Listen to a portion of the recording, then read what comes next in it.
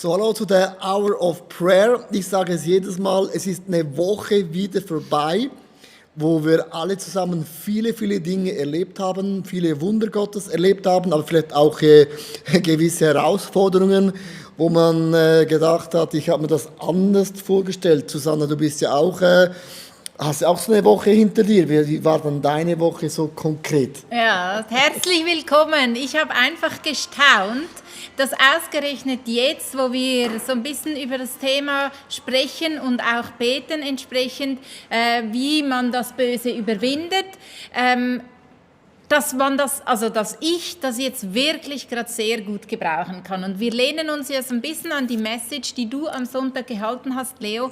Und ich bin einfach so begeistert über das Bild, das du gebracht hast mit diesem Tisch, der gedeckt ist, um schon ein bisschen vorwegzunehmen. Und dass ich eingeladen bin an diesem Tisch und dass es darauf ankommt, ob ich eben diese Einladung annehme oder nicht. Und das mal ganz vorweg zum Thema, wie man das Böse überwindet. Genau, das ist unser Thema, wie man das Böse überwindet. Ist vielleicht ein bisschen so ein krasser Übertitel, aber ob man jetzt an Gott glaubt oder man glaubt nicht an Gott, wir alle kennen so Kräfte oder Mächte, die uns auch manchmal wie einnehmen und wir vielleicht uns entschieden haben, etwas zu tun und dann ist so eine Kraft in uns und wir tun das Gegenteil. Paulus sagt uns schon in seinen Briefen, wieso tue ich das, was ich nicht tun will und statt das, was ich möchte, tue ich nicht. Und es gibt so Kräfte in unserem Leben, die wirken, die haben so einen Einfluss auf unser Leben. Und ich möchte ganz am Anfang schon bereits sagen, wir sind niemals ein Opfer der Umstände, weil der Geist Gottes lebt in uns und Gott hat uns den Heiligen Geist anvertraut. Mit ihm können wir Dinge bewirken und auch Dinge können verändert werden, das eigentlich so fixfertig definiert ist, wie es sein sollte. Mit dem Heiligen Geist können wir Dinge nochmals neu definieren. Genau, und so mein erstes Gebet heute zum Anfang ist folgendes. Ich weiß nicht, ob du das kennst, wenn du am Morgen aufwachst, dass du vielleicht auch so ein Lied im Kopf hast. Kennst du das? Kenn ich. Du hast so einen Song im Kopf und die letzten Tage bin ich aufgewacht und direkt hatte ich diesen Ausschnitt von einem Song im Kopf. Es gibt keinen Kampf, den du alleine kämpfst. Und wenn es darum geht, das Böse zu überwinden, ist das einfach ein Statement, eine Wahrheit von Gott und genau dafür und damit möchte ich beten. Und himmlischer Vater, hier sind wir. Vielleicht haben wir gerade eine Stunde Zeit, uns hinzusetzen, Mittag zu essen, Kaffee zu trinken. Vielleicht bist du unterwegs, vielleicht bist du draußen an der Sonne, vielleicht im Auto, vielleicht kurz auf dem Klo, Mittagspause, wo auch immer, vielleicht Jubel, Trubel. Aber ich danke dir, himmlischer Vater, dass wo auch immer wir sind, wie ein Lichtkegel diese Wahrheit in unser Leben scheint. Es gibt keinen Kampf, den ich alleine kämpfe. Im Namen Jesus, lass dich diese Wahrheit in mich hineinsinken und du kannst es zu deinem eigenen Gebet machen. Und ich bete jetzt einfach auf, bete auch mal, ich besser gesagt nicht auf, bete jetzt auch, dass ganz am Anfang von dieser Gebetszeit einfach wir Gott in die Mitte stellen. Ich meine, Gott ist ja schon immer da, man kann ja Gott nicht einfach in die Mitte stellen. Es ist mehr so symbolisch, dass ich mir vor meinen Augen diesen Gott im Himmel bewusst hinstelle und sage, er ist mein Zentrum. Ja. Es ist nicht die Sorge, es sind nicht die Nöte, es ist nicht die Krankheit, es sind nicht mal meine Wünsche, meine Ziele, meine Pläne, was auch immer, sondern ich setze bewusst Gott in das Zentrum und ich sage mit dem aus, er ist der Ursprung, er hält alles zusammen. Und sein Name und seine Eigenschaft Gottes ist größer als alles andere auf dieser Erde. Gott, ich möchte dich bewusst jetzt in die Mitte von allem setzen, in die Mitte von meinen Gedanken, die Mitte von dem, was ich sehe, die Mitte von dem, was ich höre, durch die News, in die Mitte von dem, was ich sage, auch in die Mitte von dem, was ich spüre, auch in die Mitte von dem, was ich atme und rieche, sondern du bist wirklich das Zentrum und du bist stärker und größer als alles andere. Und wenn man Gott in die Mitte stellt, das ist Worship, das ist Anbetung, das ist ein Statement, weil wenn Gott in der Mitte jetzt in dem Moment ist, fehlt mir nichts, weil seine Güte und die Gegenwart Gottes und meine Wohnung und auch mein Laptop, wo auch immer du jetzt schaust, wir sind umgeben von diesen Heerscharen der Engel Gottes. Wir sind nie alleine. Und wir haben jetzt das Gefühl, ich bin jetzt da ganz allein in diesem Raum. Nee, du bist umgeben von dieser Engelschar Gottes. Und ich finde das ein mega krasses Bild. Gott hat die Engel befohlen, uns zu tragen, dass wir nicht mal unseren Fuß an einen Stein stoßen. Ja. Das bedeutet mit anderen Worten, ich bin geborgen, ich bin umgeben von guten Mächten Gottes. Und das gibt Stabilität, das gibt Halt, das gibt Sicherheit. Das ist wie ein Anker. Ja. Der Anker ist gesetzt, Jesus Christus. Und wenn ein Anker gesetzt ist, es mag stürmen, es mag wellen, aber ein Boot ist fixiert, weil der Anker sieht man nicht. Man sieht vielleicht Gott nicht mit den Augen, aber in der unsichtbaren Welt ist mein Gott, ist wie ein Anker gesetzt. Und mein Leben auch jetzt, es mag wellen, es mag stürmen, Corona hin oder her, aber ich bin fixiert an einem Gott im Himmel, der mich nie loslässt. Ja. Hey, wenn wir dieses Gebet ganz am Anfang beten, gell, Susanne, ist mir mega wichtig, weil wenn wir über das Böse sprechen, möchte ich nicht dem Bösen Gewicht geben oder das Gefühl haben, oh meine Güte, das ist mega schlimm, ich habe gar keine Chance, der Teufel wartet irgendwo um die Ecke und ist mega ängstlich und einschüchtern. Nee, wenn wir Gott in die Mitte setzen, sind alle anderen Dinge ihm untergeordnet und das gibt Mut und Hoffnung und Glauben, dass ich weiß, mein Leben ist nicht wie ein Blatt im Wind, oder ich bin ein Spielball. Nee, unser Leben ist in den Händen Gottes geborgen. Nichts kann uns aus der Hand Gottes reißen. Weder Hohes noch Tiefes, noch Zukünftiges noch Gegenwärtiges. Weder Hunger noch Überfluss, Kälte, Wärme, sagte Paulus. Nichts, weil es ist die Tatsache, Gott ist hier. Genau. Das ist so eine wichtige Tatsache und wie schön, dass wir das gleich am Anfang in die Mitte platzieren konnten. Weil, wenn es darum geht, das Böse überwinden, ist das die Hauptsache. Er ist in der Mitte und trotzdem, das Böse gibt es. Ich finde es sehr spannend zu wissen oder mal sich ein bisschen damit auch auseinanderzusetzen, dass das Böse verschiedene Namen hat. Sie sind hier eingeblendet. Luzifer, das ist der Verblender, von dem hatten wir es letzte Woche. Wenn es dich interessiert, kannst du es einfach nachschauen. Message vom Sonntag oder auch Hour of Prayer. Dann ist der Satan, das ist der Name, den wir heute anschauen und spannenderweise heißt Satan Hinderer. Also das ist wieder eine andere Eigenschaft. Verblender, da siehst du nichts, da siehst du nicht das Richtige, aber Hinderer ist, wenn etwas nicht werden kann, was eigentlich soll. Und da ist einfach wieder Gott im Zentrum, spricht nur ein Wort und es geschieht.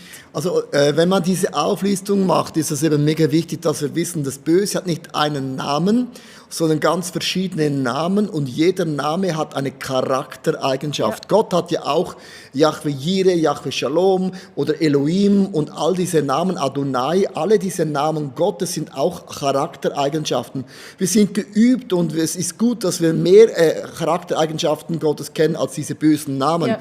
Aber diese paar Namen macht uns eben bewusst, dass das Böse hat verschiedene Charaktereigenschaften, wie er eben uns auch zu Fall bringen möchte. Im Korintherbrief steht geschrieben, wir wissen, wie das Böse uns zu Fall bringen möchte. Und ich stelle oft fest, dass Christen haben keine Ahnung, die haben nur das Gefühl, es gibt eine Art, aber wenn man das entdeckt, dass es verschiedene Arten gibt, ist es für mich viel einfacher auch zu wissen, wie kann ich dann auf diese Dinge reagieren. Und der Feind versucht uns zu hindern, dass wir nicht das volle Potenzial, die volle Nähe, den vollen Frieden, die volle Güte, die volle Versorgung, das volle Vertrauen, die volle Hoffnung von Gott erleben. Er kann es nicht haben, dass wir diese Freundschaft mit Gott innig und leidenschaftlich und begeistert erleben. Und das ist ein Kampf, dass der Feind alles macht, dass wir verhindert sind, nämlich in diese Gegenwart Gottes hineinzukommen. Und darum ist es mega wichtig, dass du weißt, wir haben Feinde. Und die gute Botschaft ist aber, du hast nur dann einen Feind, wenn es etwas zu bekämpfen gibt. Also wenn es nichts zu verhindern gibt, wäre alles gut. Das heißt, weil wir einen Feind haben, bedeutet es eben, es muss etwas Kostbares geben, dass der Feind es uns nicht gönnen möge, dass wir das mit Gott erleben. Und das ist mal auf unser ganzer erster Gedanke, den wir ein bisschen so reindroppen möchten an diesem heutigen Morgen oder besser gesagt auf später diesem Nachmittag, dass wir einfach wissen, das sind diese Eigenschaften von diesem Feind. Und lass uns doch eintauchen, Susanna, was ist dann das Gegenteil?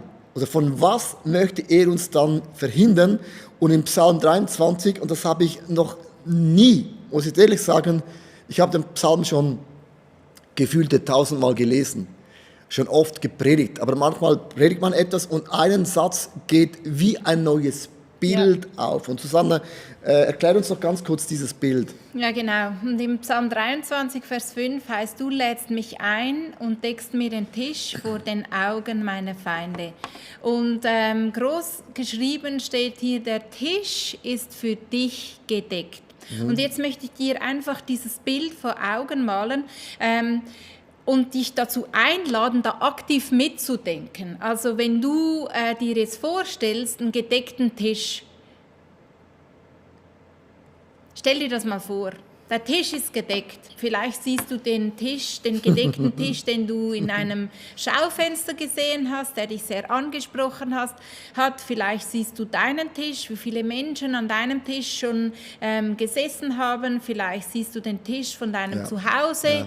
Ja. Es gibt auch negative Erfahrungen, die man am Tisch gemacht hat. Aber stell dir jetzt mal vor, da ist ein Tisch und ich stelle mir so einen königlichen Tisch vor. Er ist mit einem weißen Tischtuch gedeckt. Er hat Teller, er hat Messer und Gabeln, er hat Gläser und er hat auch zu essen. Und an diesem Tisch bist du heute eingeladen. Und ich möchte ein Gebet machen und dich dazu einladen, jetzt einfach mal deine Augen zu schließen. Stell dir vor, da ist ein königlicher Tisch gedeckt und du bist eingeladen. Und stell dir vor, du gehst in diesen Raum und du setzt dich an diesen Tisch. Was geht ab bei dir? Was spürst du? Vielleicht nimmst du wahr, dass du dich nicht getraust, in diesen Saal einzutreten. Vielleicht fühlst du dich unwürdig. Vielleicht sitzt du zwar an diesem Tisch, aber du sitzt so auf einem Schemmel und du siehst gar nicht auf diesen Tisch. Du bist eher am Boden. Vielleicht sitzt du an diesem Tisch und du merkst ist mir egal, weil es sitzt sowieso niemand anders mit mir an diesem Tisch. Und dann lade ich jetzt Jesus ein. Yes. Und sage, Jesus, ich danke dir, dass du der bist, der in diesem Raum ist. Und jede einzelne Person, die jetzt zuhört und zuschaut, einfach in Gedanken oder in unserer Vorstellung abholst. Yes. Und die sich nicht getrauen, in diesen Raum zu kommen, zu denen gehst du hinaus. Genau. Und die auf dem Schemmel sitzen und sich nicht gut genug fühlen, die nimmst du und setzt auf deinen Schoß. Come on. Du findest einen Weg, wie du jeder einzelnen Person jetzt in dem Augenblick begegnen kannst. Yes. Nur weil wir uns nicht so fühlen, heißt das nicht, dass die Wahrheit jetzt kleiner wird. Genau. Du deckst mir den Tisch vor den Augen meiner Feinde. Und wenn wir jetzt so beten für diesen Tisch, gibt es ein paar Fakten, die man sehr einfach oder schnell überschauen kann. Es ist viel Arbeit, einen Tisch zu decken. Es ist eine große Vorbereitung, diese Produkte einzusammeln oder zu ernten, Dinge zu backen, es einzurichten. Das ist die eine Sache. Aber stell dir mal vor, du deckst einen Tisch und die eingeladen sind, die kommen nicht. Hast du alles für die Katze gemacht. Ja. Und wie viele Tage gibt es, wo wir diesen gedeckten Tisch, diese Zeit mit Jesus nicht genommen haben und wir sind nicht an diesen Tisch hingesessen und haben einfach gegessen und es genossen, dass Gott ist mehr als genug. Und manchmal ist man so beschäftigt, dass man diesen Tisch vergisst und dann hat man einen Hunger, einen geistlichen Hunger und da stillt man sich dann mit Netflix, mit 1000 Dingen und man merkt am Abend, man ist nicht gesättigt, sondern man hat noch mehr Hunger. Und ich möchte dir jetzt einfach sagen in diesem Gebet, lass uns an diesen Tisch hinsetzen, weil Jesus hat sich viel Zeit genommen und Zeit investiert, um diesen Tisch zu decken, und er hat auf gewartet, dass du auf diese Einladung auch kommst. Und während du an diesem Tisch sitzt und du alles siehst, diese unglaublich vielen Früchten und Gemüse und Getränke, alles aufgebaut, das auch immer noch deine Vorstellung ist, möchte ich dir sagen, du bist es wert. Du bist es würdig. Und der Feind ist auch ein Ankläger, sagt immer wieder, aber Jesus, schau doch einmal die Person, die du eingeladen hast an diesem Tisch, der hat doch das und jenes gemacht, hast du deine Augen verschlossen von der Realität. Und Jesus sagt, nein, ich habe es gesehen, aber es hat nichts zu tun mit dieser Gegenwart und Präsenz, wo Jesus hinsitzt und einfach mit uns diese Zeit investiert. Und ich möchte 2 Dinge mit dir zusammen beten. Erstens, dass die Anklage von deinem Leben weggeht. Und zweitens, dass das Gefühl, ich bin es nicht wert und würdig, auch weggeht. Ja. Es ist nicht, dass wir eingeladen sind, weil wir alles richtig gemacht haben. Ja. Die Einladung ist darum, weil wir ein Sohn und eine Tochter Gottes sind. Und das genügt in den Augen Gottes schon. Und jetzt sagen die einen, siehst du, jetzt sagt er wieder, man kann sündigen, es spielt alles keine Rolle. Es sind immer 2 verschiedene Themen. Wenn zum Beispiel unsere Söhne Fehler machen, sage ich nicht, du kannst nicht an den Tisch kommen, du hast das und das verbockt. Es sind 2 verschiedene Themen. Es ist mein Kind und ich esse zusammen, und das, was du gemacht hast, ist ein anderes Thema. Wir vermischen immer Themen, und Gott sagt, ich bin so happy, dass du dir Zeit genommen hast, an diesem Tisch zu sitzen. Genau, mir kommt dazu die Geschichte in den Sinn, die in der Bibel steht, wo sie an ein Hochzeitsmahl eingeladen sind, und eben du hast etwas gesagt, dass wir nicht würdig sind. Nicht würdig, ja. Und in dieser Geschichte geht es darum, dass man seine Kleider auszieht und eben dieses Festgewand bekommt. Und es gibt auch Leute, im Besonderen glaube ich einer in dieser Geschichte, der geht ohne dieses Festgewand hinein. Und das hat auch eine Bedeutung. Das sind vielleicht die, eben wie du angesprochen hast, die sagen, ja, ich kann sündigen, wie ich will. Also der geht halt dann ohne dieses Festgewand hinein und der fällt auf. Aber wenn du dich nicht würdig fühlst und du wolltest dafür beten, Genau. aber ich wollte dieses Bild einfach noch einbringen, dass wir die richtige Kleidung bekommen, um an diesem Tisch zu sitzen. Und zwar die Kleidung von diesem Gott im Himmel. Und er hat gesagt, er zieht uns Kleider der Gerechtigkeit an. So, dann kannst du dieses Gebet beten, dass wir uns, ich schreibe es gerade in den Chat rein, ich kann eben nicht schreiben und beten aber geht du bist nicht. würdig Das übernehme ich gerne. Himmlischer Vater, hier sind wir. Und wenn ich das so die Hände ausstrecke, dann stelle ich mir einfach gerade vor, wie du mir persönlich und jedem Einzelnen, der zuhört und das will, beim Ausziehen und Umkleiden hilfst. Und ich danke dir, dass du Schuldgefühle, dass du Dinge, die wir vermasselt haben, die uns wirklich tatsächlich von dir trennen, einfach vergibst und zieh sie mir aus. Und ich ziehe und empfange das Kleid der Gerechtigkeit, das ich mir nie leisten könnte, dass ich mir nie verdienen könnte und dass ich mir nie erarbeiten kann, aber ich bekomme es von dir geschenkt und ich ziehe dieses Kleid der Gerechtigkeit an, das mir einfach sagt, weil du mir alles vergeben hast, bin ich würdig. Weil du mir dieses Kleid angezogen hast, bin ich würdig, an deinem Tisch zu sitzen. Und dann spüre ich einfach, ja, aber Jesus, meine Hände sind ja noch dreckig. Ich habe Dreck an meinen Händen. Und ich halte dir einfach meine Hände hin. Und vielleicht fühlst du dich jetzt genau dabei angesprochen. Und ich bitte dich, Jesus, dass du meine Hände wäschst. Yes, come on. Yes, yes. Come on. Und von den Füßen kennen wir aus der Bibel, dass du selber deinen Jüngern die Füße gewaschen hast. Und deswegen strecke ich dir auch meine Füße hin. Yes. Und zu den Händen kommt mir einfach in den Sinn, ich muss nicht wie Pilatus meine Hände in Unschuld waschen, sondern ich lasse sie waschen von deinem Blut. Ja. Und auch wenn du an den Tisch hinsitzt, und das ist immer so diese Gedanken, das ist ganz, ganz krass.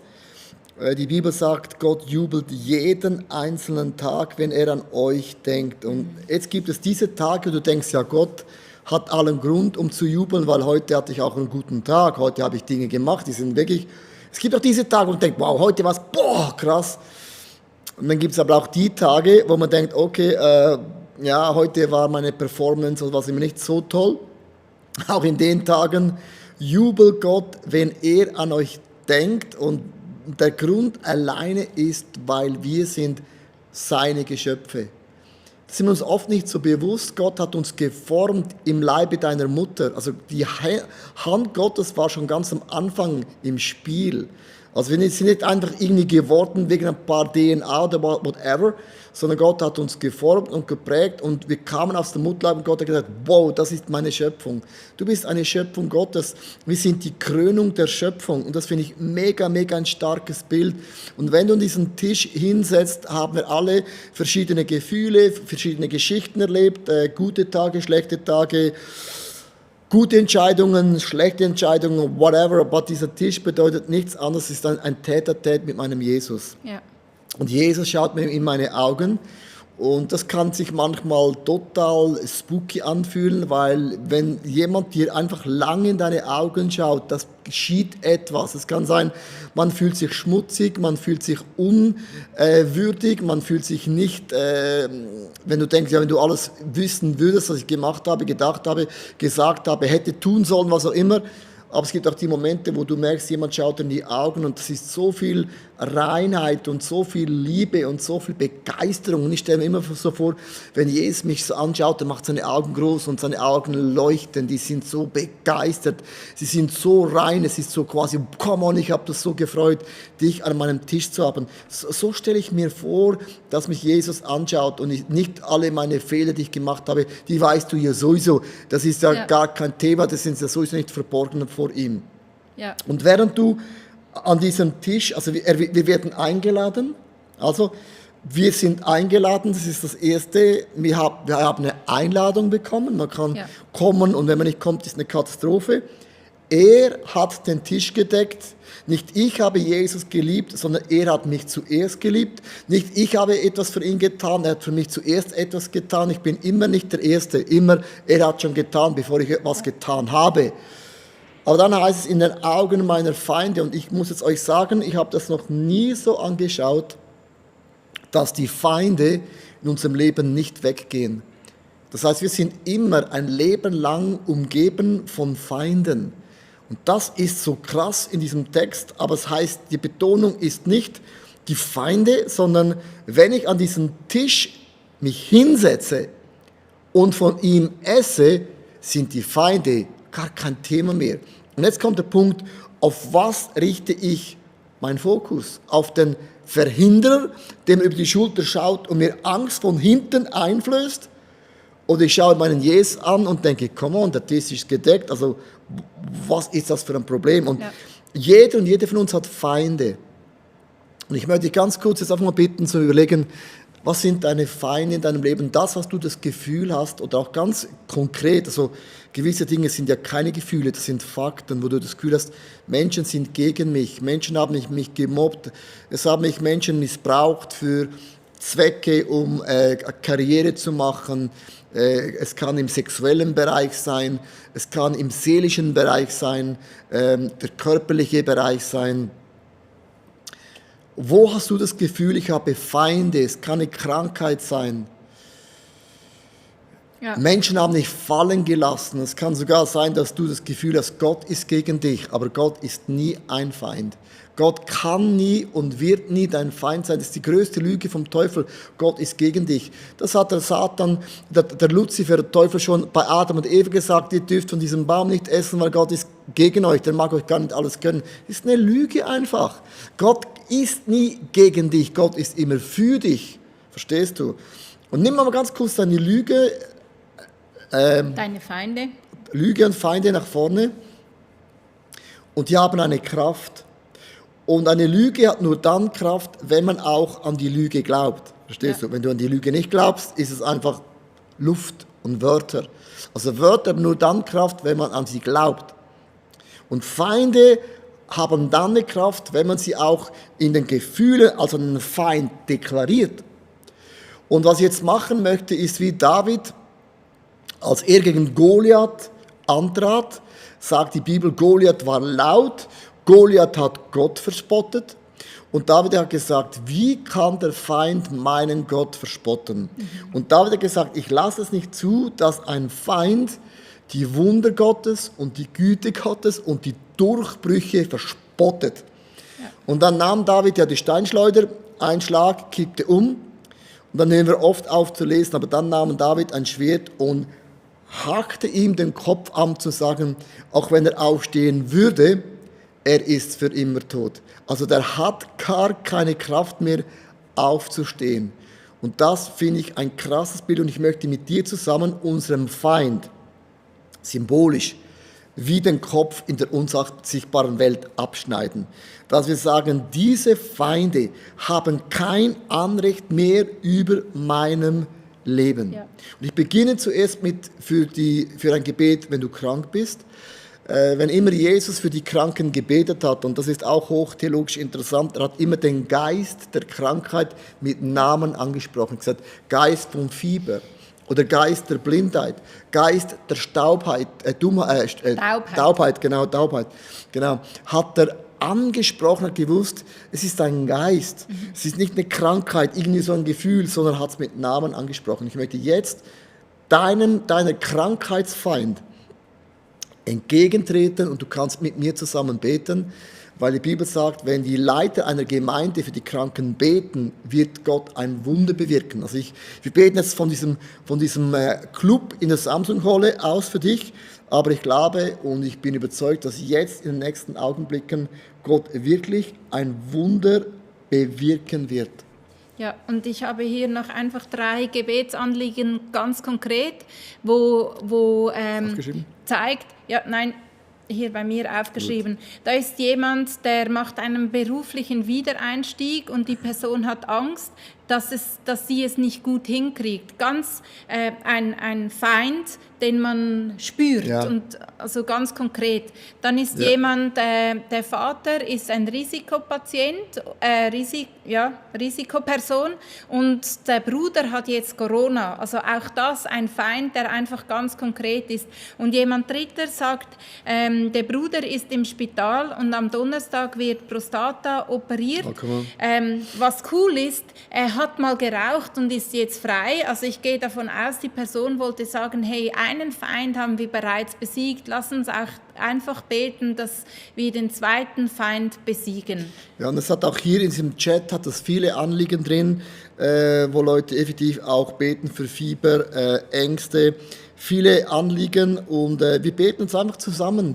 Wirklich, dass unsere Feinde, wie David, wir nehmen das Schwert Gottes, wir nehmen die Bibel, das ist unser Fundament und wir hacken in der unsichtbaren Welt unseren Feinden, unserer Krankheit einfach den Kopf ab, weil wir sagen, das sind nicht unsere Freunde, wir haben sie nicht eingeladen, wir tolerieren ihnen auch nicht, bei uns zu bleiben, weil ich möchte noch kurz diesen Vers lesen und dann beten wir, und zwar hier, und der ist für mich mega wichtig, und gebt dem Teufel keinen Raum. Ja. Und wir beten zusammen, Susanna, dass der Teufel keinen Raum hat. Genau, und während wir beten, möchte ich, dass du dir vorstellst, du sitzt an diesem Tisch und du hast dieses weiße Kleid an der Gerechtigkeit. Also Jesus Christus hat dich mit Gott versöhnt. Ja. Und weil du weißt, wo du bist und wer du bist und wie du an diesem Tisch sitzt, können wir beten und sagen, himmlischer Vater, ich möchte dir Danke sagen, dass du den Feind besiegt hast durch Jesus Christus, der am Kreuz gestorben ist. Und es heißt im Psalm 103, er hat alle unsere Krankheiten Come getragen on. und er hat alle unsere Come on. Schulden vergeben. Ja. Und ich danke dir, dass du gesiegt hast. Und im Paradies, in dieser Geschichte heißt es, dass zwar der Teufel hat einen Spielraum, Ja. er wird dir in die Ferse stechen und du wirst Come on. ihm den Kopf zertreten. Und in die Ferse stechen heißt nichts anderes, als es ist ein Bild, dass du, Jesus Christus, für unsere Sünden am Kreuz gestorben bist und hingenagelt wurdest ans Kreuz. Aber damit hast du dem Feind den Kopf zertreten. Genauso wie es Leo jetzt gesagt hat mit dieser Geschichte von Come on. Goliath. Der Yes, Kopf ist yes. abgehauen. Und ich danke dir, himmlischer Vater, dass Yes. etwas von dem, was du uns deckst auf diesem Tisch, ist dein Sieg über unsere Feinde, weil du hast Krankheit, du hast Tod, Yes, du hast come on. Depression, Yes. du hast wem auch immer, Yes. hast du den Kopf Come zertreten. on. Hier auf der Erde, Ja. dass es schon sichtbar wird und sonst spätestens im Himmel. Yes, Im genau. Namen Jesus. Amen. Und jetzt nimm deine Krankheit, wenn du Susanna nicht erwähnt hast, vielleicht hast du eine ganz andere Krankheit und die hat einen Namen. Ja. Und jetzt kannst du deine Krankheit sagen, zum Beispiel, meine Gliederschmerzen, Geist der Gliederschmerzen Ja. oder Geist der Freudlosigkeit oder Geist der Langeweile, Geist der Armut. Geist der Armut, der Schlafstörung, der depressiven Gedanken, du Geist, Geist der Sehschwäche. Sprich es aus, es ist ein Geist, der hat einen Namen und wir geben diesem Geist keinen Raum. Und ich schneide jetzt in der unsichtbaren Welt diesem Geist, dieser Wurzel, einfach die Wurzel ab. Und ich hacke es ab im Namen von Jesus Christus. Und ich sage, in den Wunden von Jesus Christus bist du und ich geheilt. Weil an diesem Tisch im Angesicht meiner Feinde überfließt mein Becher. Ja. Und dein Segen kann man nicht stoppen in meinem Leben. Ich bete für alle diese Anliegen in diesem Chat, die ihr reingeschrieben habt, dass du, Gott, in diesem Chat hier drinnen einfach kommst, dass du heilst, Ja. dass du freisetzt und auch jetzt Dinge löst im Namen von Jesus Christus. Und wenn ich immer bete für solche Anliegen, dann mache ich bewusst, was für ein Namen ist der Name von Jesus Christus. Wenn du den Namen Jesus Christus aussprichst vor Menschen, in deiner Verwandtschaft, in deiner Umgebung, der Name Jesus polarisiert, weil der Name Jesus Christus eine Kraft hat. Und es ist der Name Jesus, der Menschen heilt. Es ist der Name Jesus, der dich freisetzt von all diesen Gebrechen und Bindungen, Süchten und Mächte und Gewalten, weil sein Name steht über alle Namen. Und was Verhinderer heißt, Yes. was ja Satan bedeutet, er will verhindern, dass du diese Gemeinschaft mit Gott nicht mehr erlebst. Und Yes, es cool. gibt auch da so ein Slide, wenn du den einblenden willst. Im Öl. Nein? Welchen? Er will verhindern, dass du es nicht mehr erlebst. Das ist jetzt zu weit vorne. Ja, noch ein bisschen hoch. Noch eins. Das ist runter, hoch. Ist nicht drin. Spielt keine Rolle. Also, was ich sagen wollte ist, er will verhindern, dass du diese persönliche Intimität mit Jesus, das Sein am Tisch mit Gott, dass du das nicht mehr erlebst. Hier. Eben Sorgen und Ängste und was ich immer kommt. Und es heißt im Psalm 23, Vers 4, auch wenn es durch dunkle Täler geht, fürchte ich kein Unglück, denn du, Herr, bist bei mir. Ja. Dein Hirtenstab gibt mir Schutz und Trost.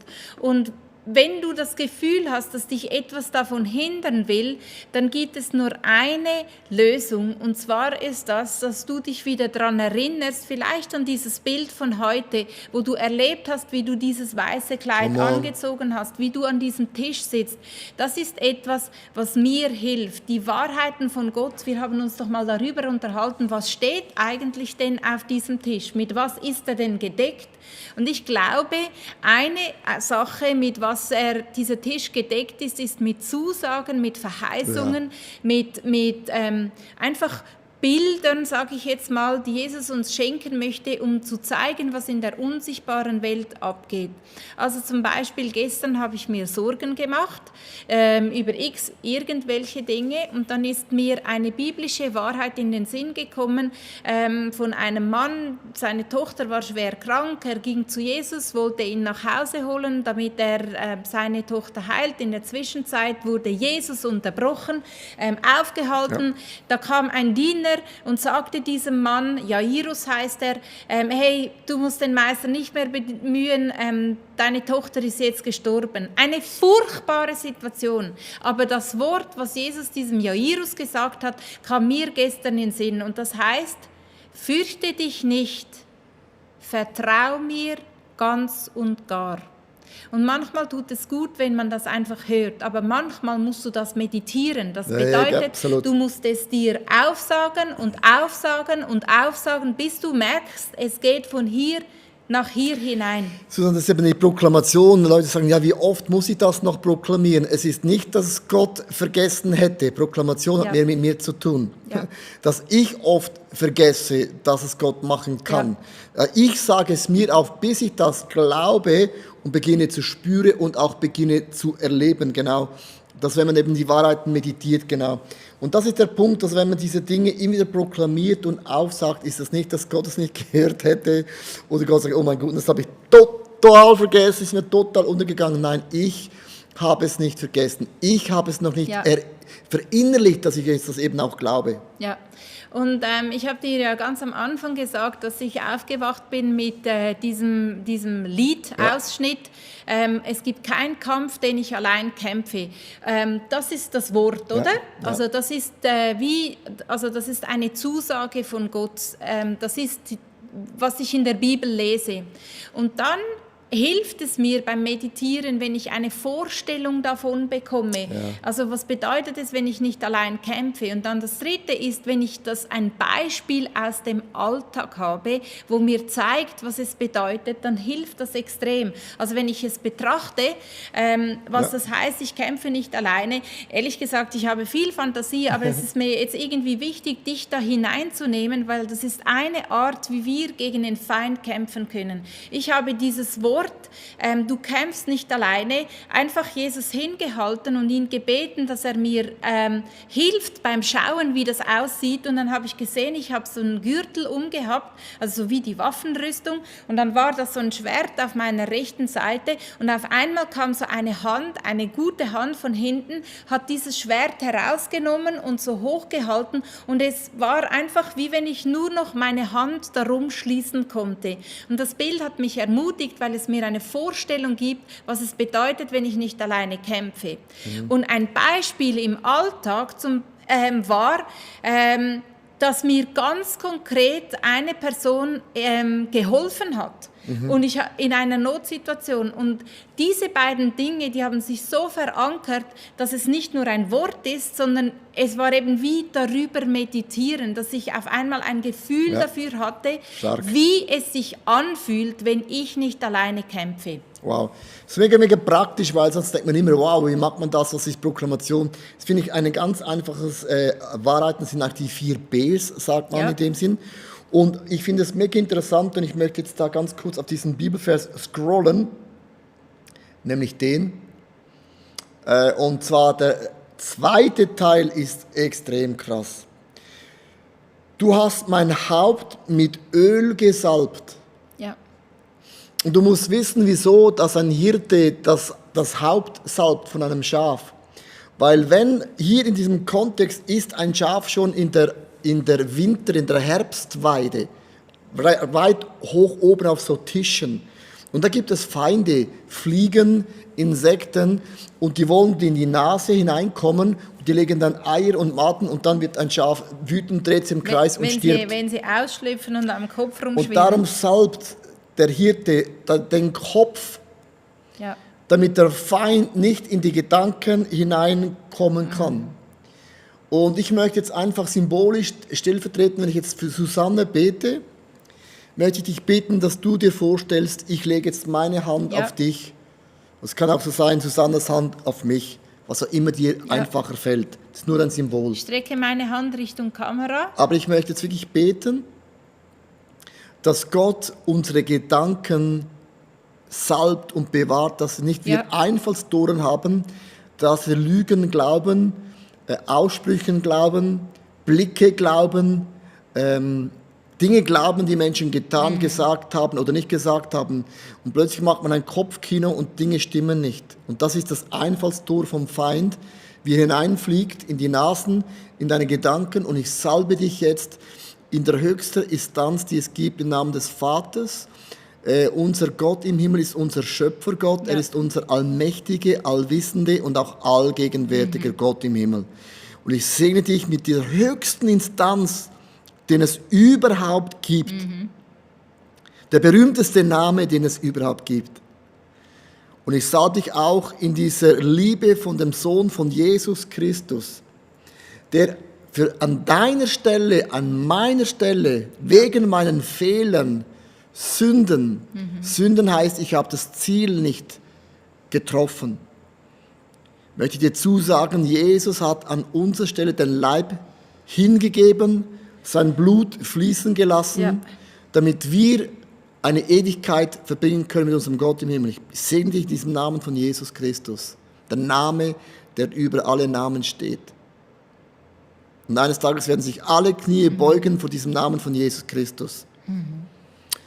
Und ich segne dich auch in der Kraft des Heiligen Geistes. Und die Kraft des Heiligen Geistes für mich immer so, es ist so ein Rückenwind, er schiebt dich.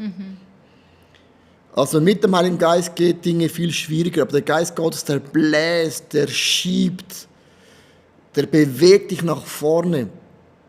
Er lehrt dich, er erklärt dir Dinge.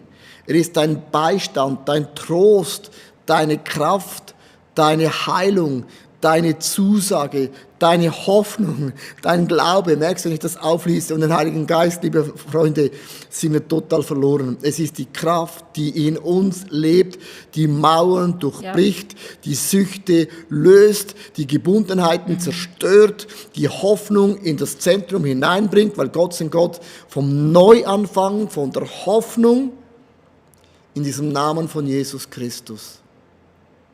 Und wenn ich jetzt einfach die Hand auf dich lege, lege ich auch diese Hand Gottes auf dich hinein. Und wenn ich jetzt gebetet habe,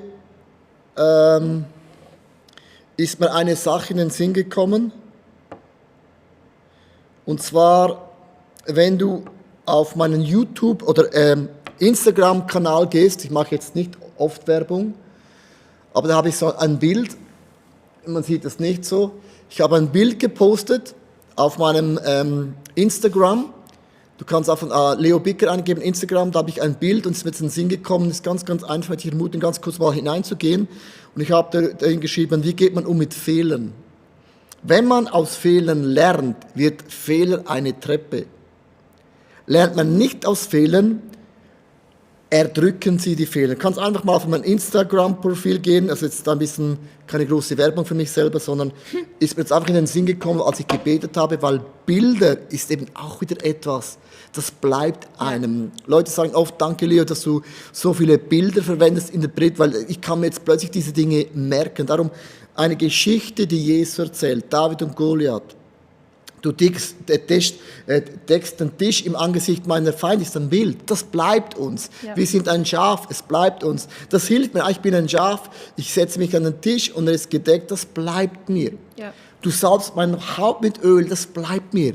Darum hat Jesus eine Bildersprache, weil Bilder vergisst man nicht. Einzelne Wörter losgelöst, vergisst man immer den Kontext. Und ich wünsche euch zusammen, ja, in dieser Woche, willst du noch was sagen?